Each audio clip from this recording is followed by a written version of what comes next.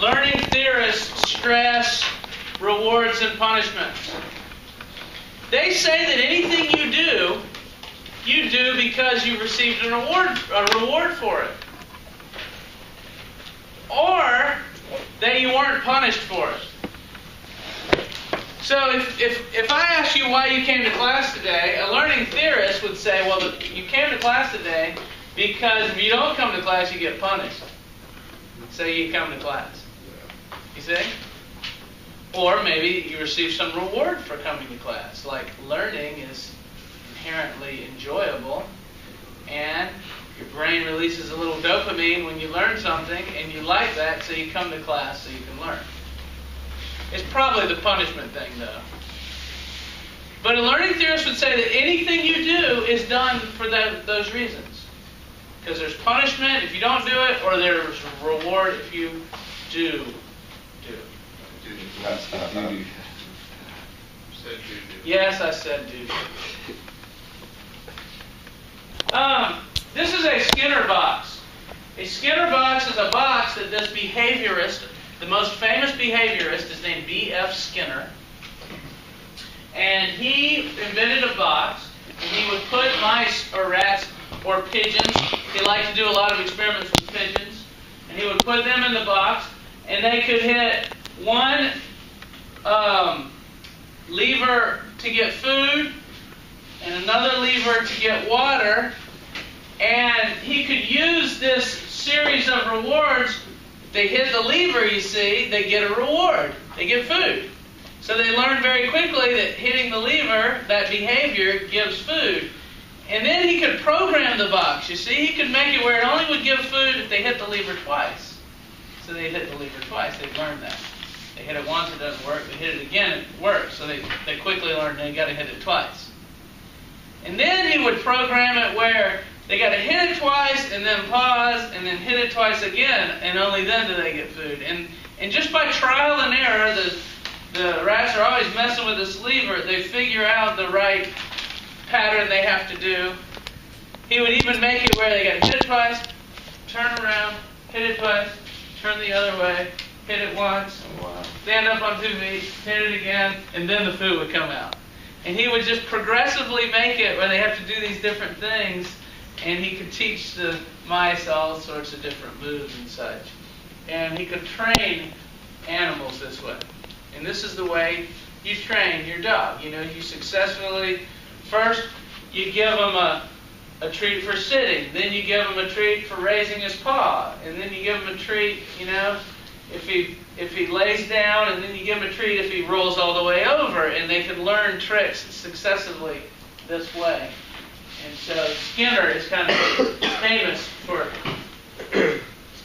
learning how to train animals. If you're ever going to be a dog trainer or something like that, you'll study how Skinner did all of his experiments.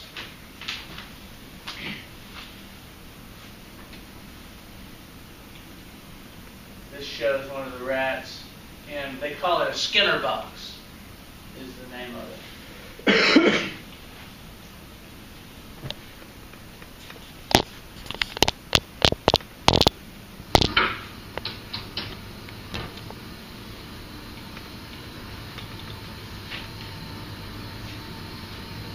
Can pigeons read? This one gives every indication, because it's been taught to distinguish between two words and to behave appropriately. He's learned his different response to each sign by being rewarded with food. So the bird isn't acting independently. Its behavior is shaped by controlling its environment. The first task was to isolate an individual piece of behavior and see how that could be changed. Skinner did this by keeping individual pigeons at about 3/4 of their normal weight, so that the birds were always hungry, and food could be used as an automatic reward. The pigeon was studied in a uniform box, one it quickly grew used to. One piece of behavior, pecking a coloured disc, was measured on a graph.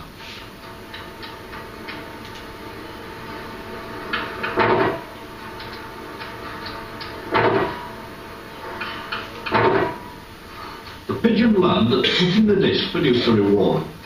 then the behaviour of pecking could be studied in relation to how often that reward was offered, or in Skinner's terms, what was the schedule of reinforcement. The main thing is what we call schedules of reinforcement. Reinforcement is what they call reward, and you can schedule that so that a reward occurs every now and then when a pigeon does something. Usually as a response to the pigeon pecking a little spot in the wall, and you can reinforce with food. But you don't reinforce every time. You're perhaps every 10th time, or perhaps only once every minute or something like that. There are a very large number of schedules, and they have their special effects. And there is a good example of how you can move from the pigeon to the human case, because one of the schedules is very effective with rats or pigeons. Is what we call the variable ratio schedule, and that is at the heart of all gambling devices, and has the same effect. The pigeon can become a pathological gambler just as a person can. Now, the fact that we found that out with pigeons and could prove it by removing and changing the schedule makes it easy for us to interpret the case with the human subject. We don't say that the human subject gambles to punish himself, as the audience might say, or gambles because he feels excited when he does so. Nothing of the sort. People gamble because of the schedule of the reinforcement that follows. And this is true of all gambling systems. They all have variable ratios built into them. So what we've learned from the pigeon, it made it possible to interpret this vast field very effectively. Where does that leave free will? Because we all think we have a choice whether to do things or not to do things. Yes. Well, you see, it leaves us in the position of a fiction. We have assumed somehow or other that these internal states, feelings, and so on, have initiated something. They have started something. They've created. We have done something in a voluntary way. We have willed to act. If you now look at the actual history, we find that there are external reasons why this has happened. In other words, by discovering the causes of behavior, we can dispose of the imagined internal cause. We dispose of free will as an American divine of the 18th century, Jonathan Edwards, did. He said, we believe in free will because we know about our behavior, but not about its causes. And of course, it's the object of a science of behavior to discover causes. And once you have found those causes, there is less the need to attribute to an internal act of will, and eventually I think we need to attribute nothing to it. Huh.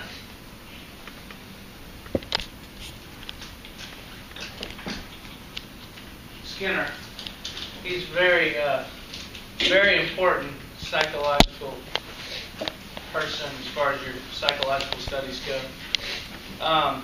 What he was talking about there with the gambling was he found that you could give what's called continuous reinforcement, where every time the bird pecks, they get food.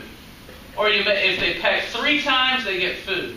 We call that a continuous reinforcement. So the pigeon knows 3 pecks, and it gets food. But what he did was he programmed into his computer, he programmed randomness. Where one time they only have to peck once and food will come out, and the next time they have to peck 10 times, and only then do they get food. But the machine is random. It picks a random number between, say, 1 and 100, and it might take 100 pecks for them to get food. And when you do a random reinforcement, it makes them peck more vigorously than if you do a continuous reinforcement. So having random reward here and there is a way to get the pigeons to work harder. And they find the same thing is true for that's how a gambling machine works. A slot machine works by, it's random when you win. And it makes people gamble more vigorously than if they knew 3 pulls was going to give them a reward. They're not sure when it's coming, so they actually gamble more that way. And this is what you see. You can train your workforce this way. You can give random bonuses at times.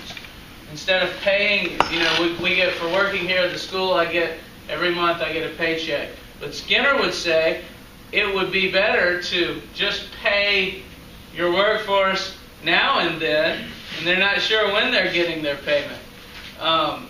Maybe that would make them work even harder.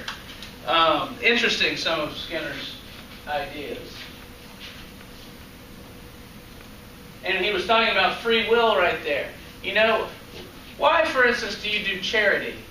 When you do a charity event, why do you do that? Skinner would say, you might say, well, because I'm being nice. Skinner would say, no, it's because you're receiving some reward for that. Maybe you're receiving a good feeling for doing something well for others. Or maybe you like the attention that you get from the people that you're helping, perhaps. And that if you think of it in terms of rewards and punishments, free will takes on kind of a different meaning, according to Skinner. So, kind of some interesting things there with his life. There was a lot of rumors going around about Skinner that he was kind of crazy, that he kept his children in Skinner boxes, and he would train his kids by giving food at certain times. And I think that was all just rumor, but he is kind of an eccentric individual. And I remember reading either a book or an article about Skinner in college that talked about some of that. But if you really go into psychology, if you major in psychology, you'll take whole courses on behaviorism in Skinner. This is the same video with the pigeon. He trained pigeons to play ping pong. He would reward them for getting near the paddle, and then he would reward them if they hit the ball with the paddle, and he eventually got them where they could compete against one another. You have a video of that? It's not actual ping pong where they're hitting over a net, they're rolling it across the table, but there is video on it. I don't have it here, but I think you can find it on the internet, where they hit and it rolls, and only if they score on the other pigeon do they get the food. So they're really playing hard to try and win.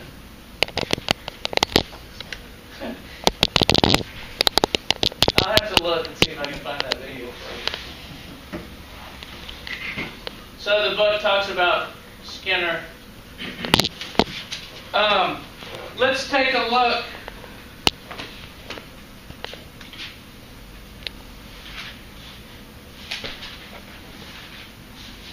Where's my book? Aha.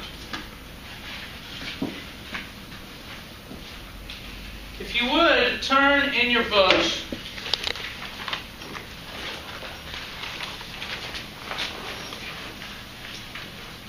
to page 305.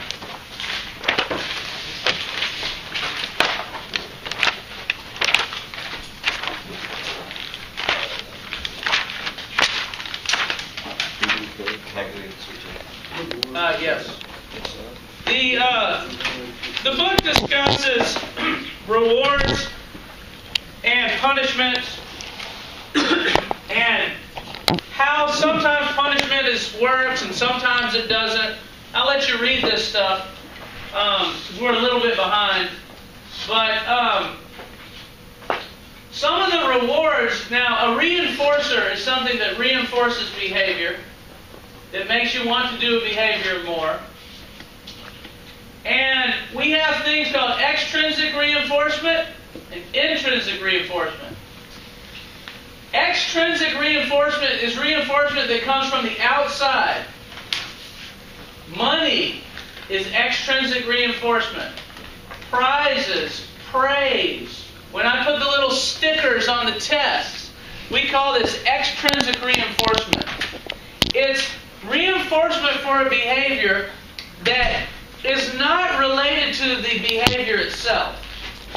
So for instance, I want you to study, and I reinforce your studying to make you keep doing it by giving you some kind of reward that's not related to the study itself. I'm giving you grades.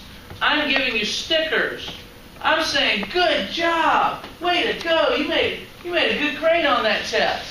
And this is all extrinsic reinforcement. Extrinsic means it's coming from outside, and it's not related to the studying itself. Intrinsic reinforcement is related to the study itself. Intrinsic reinforcement for studying is the joy of learning. When you study, do you get a joy from learning the material? You ever learn something and say, oh my gosh, that makes total sense. And if you catch yourself at that moment, you're smiling. And you're like happy. You're like, oh wow, that's cool. You see this in babies all the time. They figure something out and they're like real happy. And they keep doing whatever it is they just figured out. You know, the first time a baby's able to throw an object. I mean, that's, wow, they learned something there. And they just get happiness out of the throwing of the object. The mother might give them praise, and they might get happiness from that. Which do you think is more powerful? Intrinsic reinforcement or extrinsic reinforcement? What's a more powerful motivator? Intrinsic. They've done a lot of studies on this. How many think intrinsic? How many think extrinsic is more powerful? They've done a lot of studies on this. For instance, they'll give intrinsic reward and measure the response, or they'll allow intrinsic reward and measure the response. They'll allow extrinsic reward and measure the response. They find intrinsic reward is way more powerful. Way more. And, for instance, and I'll show you one of the studies that they did. I want you to look at page 305, and I want you to go through here, and I want you to mark, is the activity, by doing it, do you get mostly extrinsic reward or mostly intrinsic reward? All you got to do is put a check in the table, or do you get, is it about equal? And I'll tell you what society as a whole has said for people that are your age. So the first one is studying. Why do you study? If you study. Now some of you don't study, but if you do, why do you study? Is it extrinsic? Is it because you're getting reward by grades? Do you study for the grades? Or do you study for the learning? If you study for the grades, then you're doing it for extrinsic reward. So you put a check under mostly extrinsic. If you study for the learning, then you do it intrinsically. Fill out this chart. I'll give you a minute and a half. Don't have books? Why would you not bring your psychology book to psychology? I thought it was in the... I would be so happy if you brought your book. That's an extrinsic reward. You wanting to do this because you think it's interesting, that would be interesting. At least you're learning something.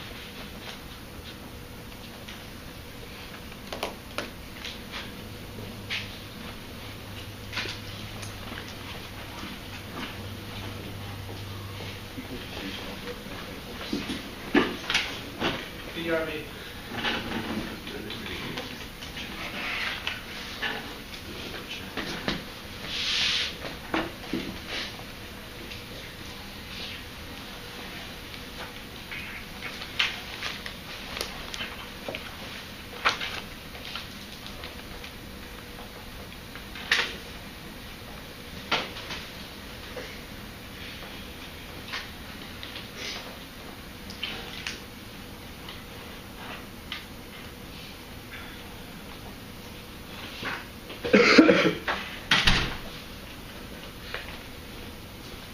Let's take a look. Studying. How many do it for extrinsic? Raise your hand. How many do it for intrinsic? Raise your hand. You can raise your hand. How many about even? Most kids your age do it for extrinsic reward. They do it for the grades. The best students do it because of intrinsic. What about housework? How many extrinsic? You do it because you're asked. How many intrinsic? You do it because you like it to be clean. How many about equal? Most kids your age, that's an extrinsic reinforcement. What about worship? How many worship because they are asked or because they're taken to worship? How many worship because they want to worship? How many about even? Only got 2 hands. At your age, it actually seems that it's extrinsic. It's an extrinsic thing. You're brought to church, or you're asked to do your prayers.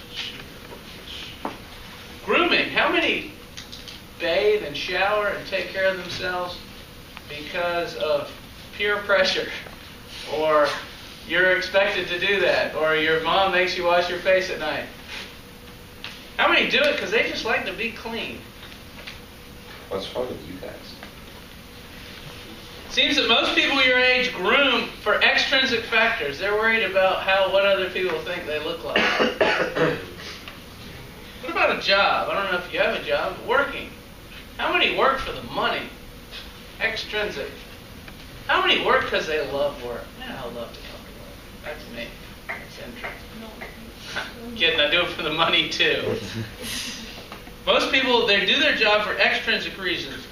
If you can find a job that you intrinsically want to do, there are some people out there with jobs like that.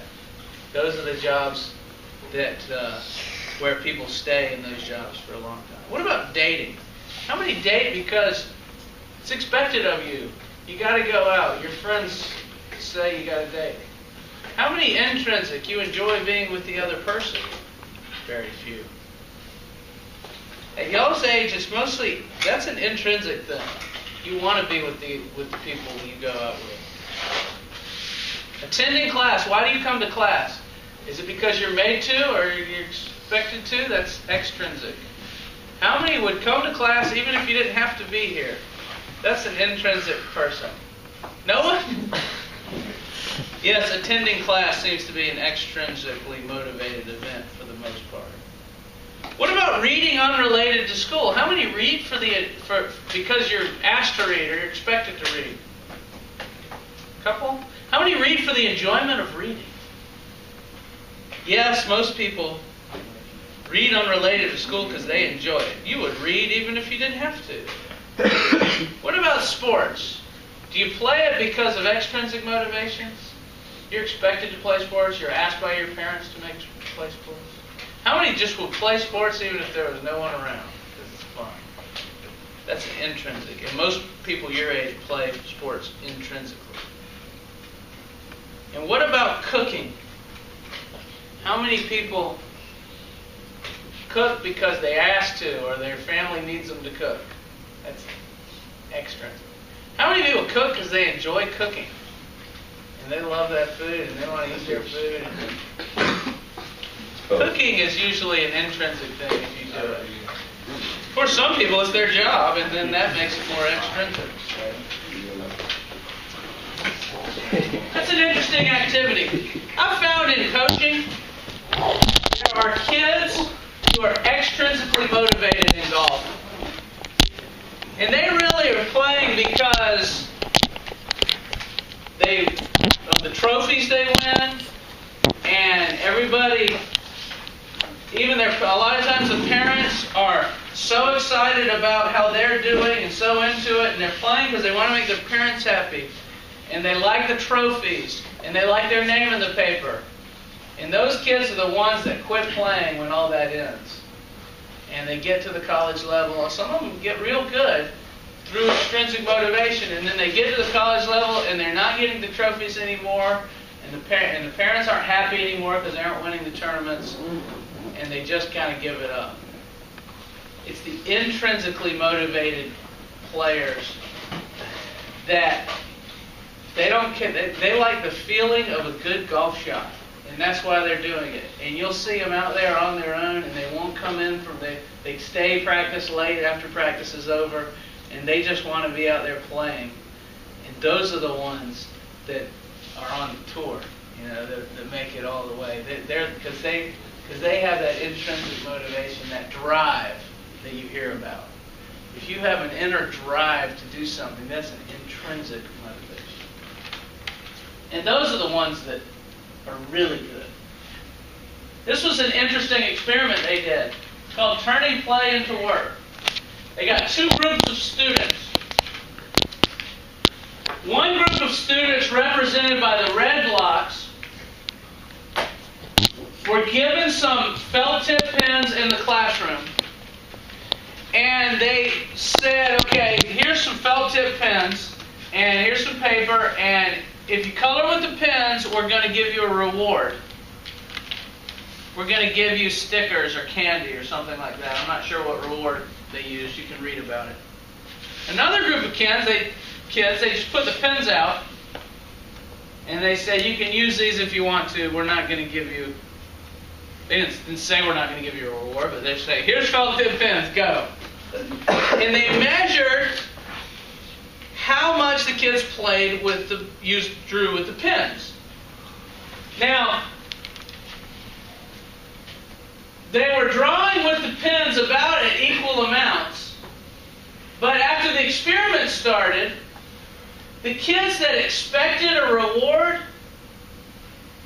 for drawing actually drew less than the kids who weren't in the control group, who weren't getting any reward. Why is that, do you think? It felt like work for them. That's exactly right. If you pay the kids for drawing, it feels like work. The reward is not intrinsic. The reward is extrinsic. You're getting candy for working with the pens, and it makes it moves the reward from intrinsic, which is more powerful, to extrinsic, which is less powerful. So you got to be careful. Teachers need to learn this stuff. You got to be careful that you maintain some intrinsic reward. Don't make everything done for stickers or grades. Try to make some things inherently worth learning. That's an important, and this is why I say intrinsic reward is more powerful than extrinsic reward. Many experiments like this have been done, and they all show kind of the same thing.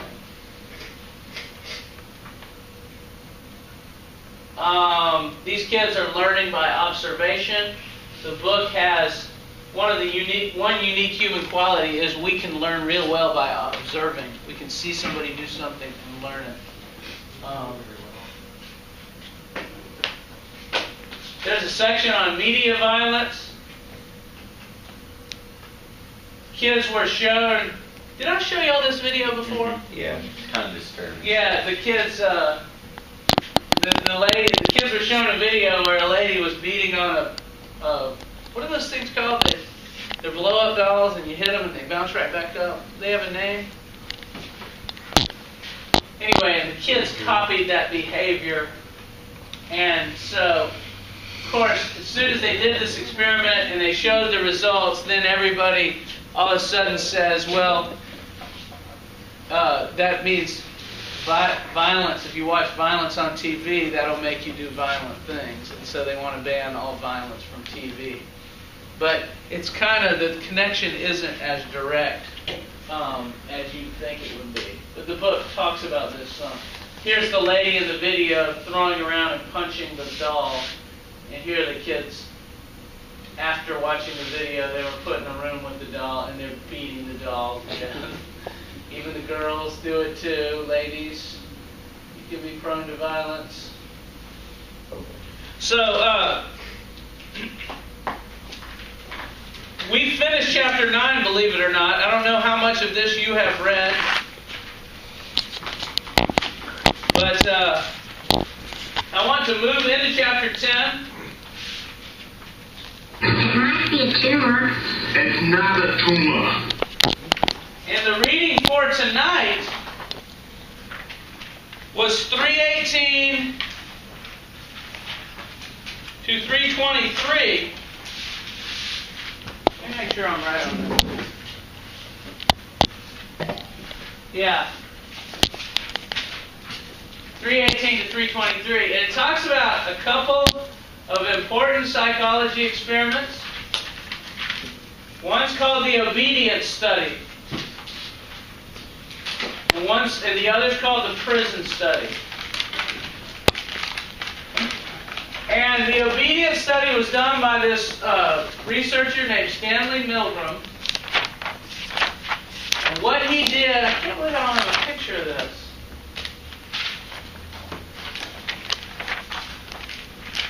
It's a bad mistake by me. In the obedience study, he got, this is an old study, it probably wouldn't be allowed nowadays. He got some participants in the experiment. One group he called the teachers, and the other group of people he called the learners. And he would put the learners in a room, and he would put the teachers in another, and there was a device. There's a steel box. Now y'all pay attention to this experiment. It's really cool. And there were little knobs on the box. They show the box on the bottom left of page 319. And there were little switches on the box, I should say. And they ask the learner a question. And if the learner misses the question, they give them some punishment. They give them an electric shock. And that steel box that you see has a whole bunch of switches on it. And each switch has a number. 15 volts, 30 volts, 45 volts. I think it went in 15 volt increments all the way up to 450 volts. And so you ask the question, if he gets it right, you go to the next question. If he gets it wrong, you give him an electric shock. Bzzz. The person gets shocked. The teacher is the one applying the shocks, and the learner is the one getting shocked. Which would you rather be? Probably the teacher. What the teacher doesn't know is that the learner is in on the experiment. The learner isn't actually being shocked. They're acting. They're professional actors that were hired by Milgram. And whenever the teacher hits the switch, they act like they're being shocked. And after you give them the 15 volt shock, you got to move to the 30 volt shock. And it goes on up. And toward the end, it starts to say on the bottom, under the switches, it starts to say danger. And skull and crossbones or something like that. And XXX at the end. And Milgram wanted to see how far people would go in shocking another individual. And he and a lot of psychologists predicted that people would stop after 3 or 4 switches, that they wouldn't continue to give electric shocks. And what actually happened was almost everybody went all the way to the end. And this was being studied shortly after World War II, when the Nazis were ordered to kill all the Jews and people they had in their prison camps. And they would say, well, we were just following orders. And the courts would say, no, you're killing a person goes beyond that. You should know that that's not right. And they executed all these Nazi war criminals, is what they called them. And this experiment kind of showed that anybody would go all the way up to XXX if they were ordered to do that. And in the experiment, they had it set up where there was a scientist in the room wearing a white lab coat, and he would say, if the person said, protested at all, he would say, I don't know if I can keep doing this. The scientist that was in the room would say, you are to continue with the experiment, something like that. And people would just keep going and keep shocking you about it. So I got some video footage of that. This is a real interesting experiment. The obedience study is what this is called. Very famous. And while you're watching this, imagine what you would do. 50% of the subjects obey the experimenter's commands fully in the experiment depicted in this film. Wrong.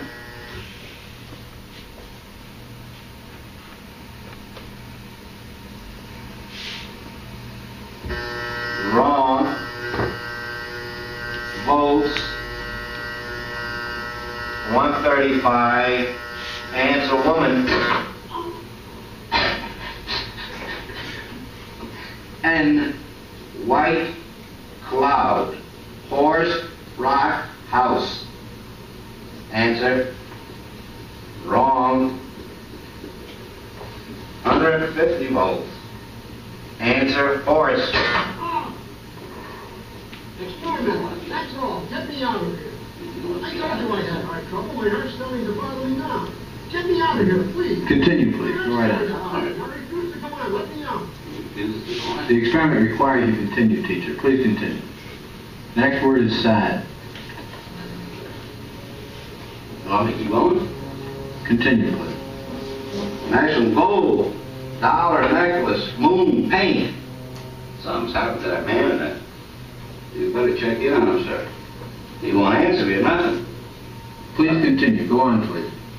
You accept all the responsibility? The responsibility is mine. Correct. Please go on.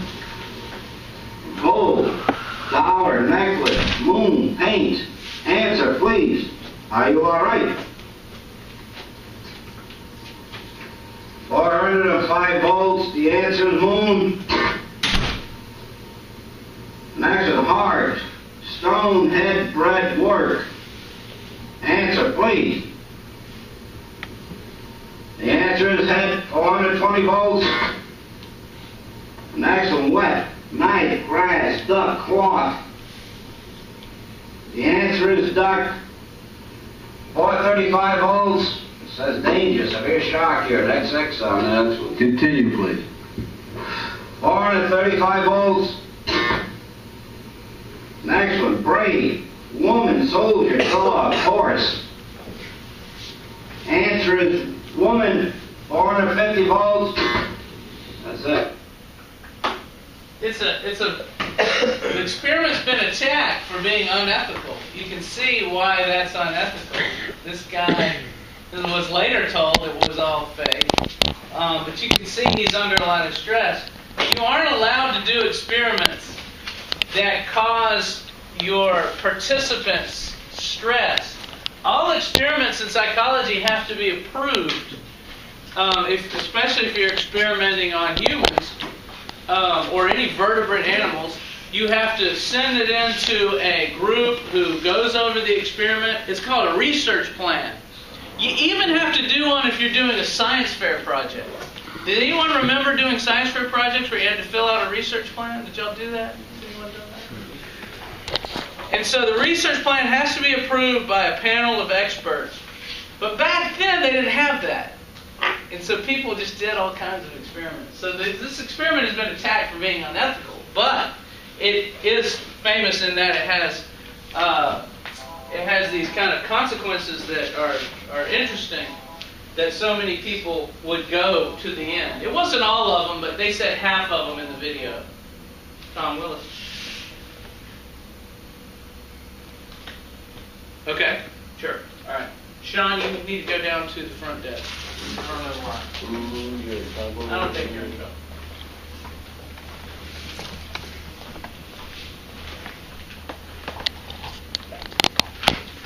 Another interesting study on human behavior is called the prison study. The prison study was done by, do you remember Philip Zimbardo, the guy whose video I showed you? He was hypnotizing the person. He taught at Stanford. Actually, Mr. Gardner sat in his classroom. And he did a famous experiment called the prison study. And what he did was he took a group of students and made them the prisoners. And he took another group of students and made them the guards. And the guards were told that they had to run the prison. And they took the students that were the prisoners and they arrested them. They had the guards go in and arrest them during class or arrest them when they were in their dorms. And they brought them to the psychology building at Stanford. And they put them in little rooms. And they had the little rooms where they took the doors off and put bars on them and made it like it was a real prison. It was the basement of the Stanford psychology building. And they were to run this experiment for 2 weeks. And the guards were only told that they had to run the prison. They weren't told how to behave. And Zimbardo and his colleagues sat back and took notes and watched what happened. Well, what happened was the prisoners suddenly developed all these stress symptoms, and the guards, a lot of them became tyrannical, mean guards who would kind of torture the prisoners and make them do push-ups and yell at them and haze them, abuse them. And it wasn't just a few of the guards, it was a very large percentage of them. And so it got so out of hand that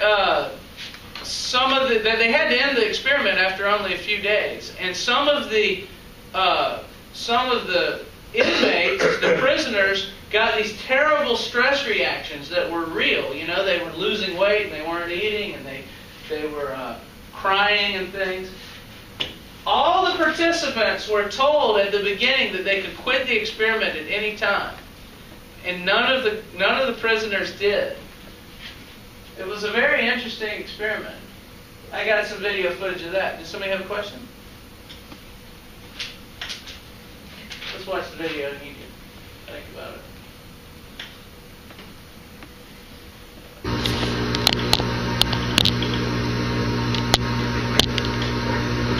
In the early 1970s, an experiment on the psychology of imprisonment was carried out at Stanford University by psychologist Philip Zimbardo and his colleagues, who created their own jail in the basement of the Stanford Psychology Building. The students who volunteered for the study were carefully tested. Each had to be psychologically and physically healthy to participate.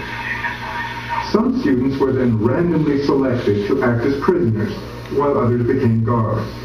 The researchers surprised the prisoners by having them arrested at their homes and dormitories.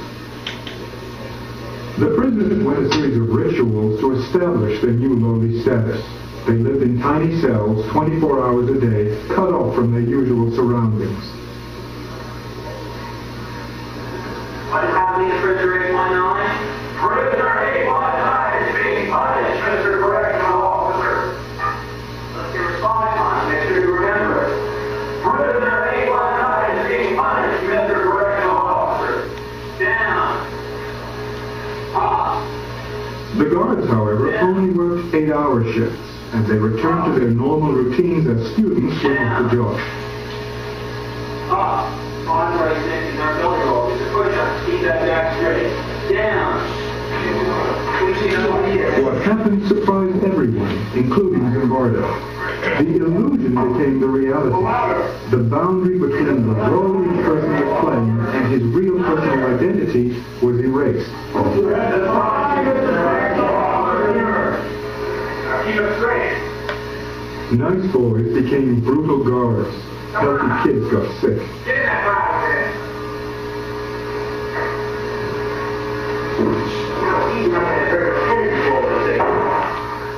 Active ones became passive and zombie-like prisoners.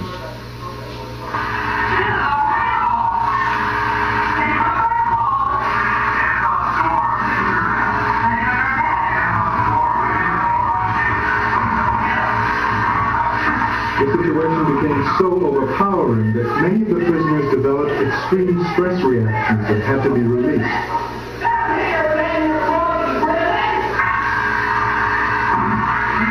But no one ever said, I quit the experiment. They had lost all perspective. You go over there. You should act it out. You be the brand of Frankenstein, and you be Frankenstein. I want you to walk over here like Frankenstein and say that you love true nasty. What kind of guard would you be? Sadistic or supportive? Would you be a conforming prisoner or a heroic resistor? The prison study, like Milgram's experiment, is not typical of research in social psychology. Some psychologists feel both studies violated ethical guidelines and should never have been done. 2, 3, 4, 5, 6, 7, 8, 9, 10. Now you go over there and tell my boys that you love me. I love you.